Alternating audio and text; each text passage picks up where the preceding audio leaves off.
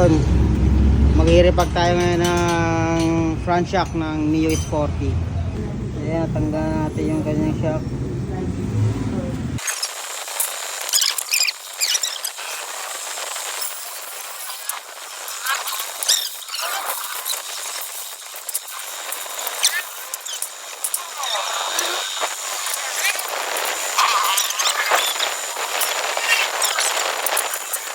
Okay, tapos na ang cleaning tayo. Cut ko na.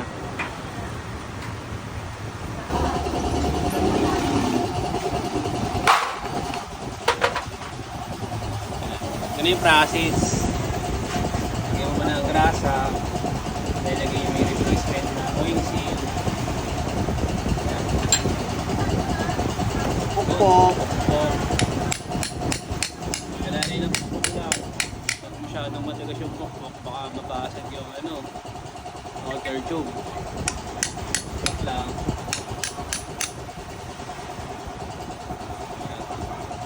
Paglapat na, goods na yun. Sapat na yun.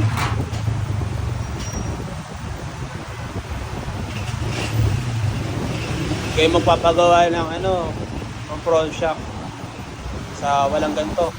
Mahalaga.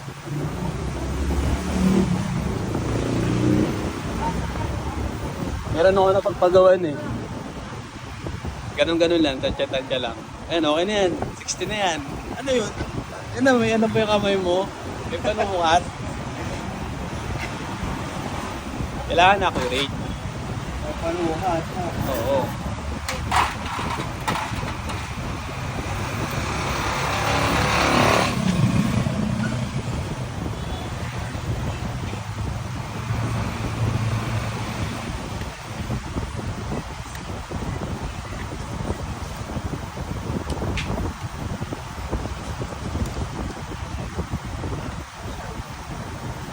Kahit anong motor kaya mong gawin mo ng boss man. Kahit anong motor. Kahit big bike kaya mong gawin. Hindi pa naman. Huwag na muna tayo. Ha? Huwag na muna tayo. Okay na, goods na. Ikakabit niya ni Boss Martin, no? Parang bago ulit. After 1 week, andito ulit ako, syempre. Hindi pa naman yung papagawa ko. Yan. Yung motor natin, boss.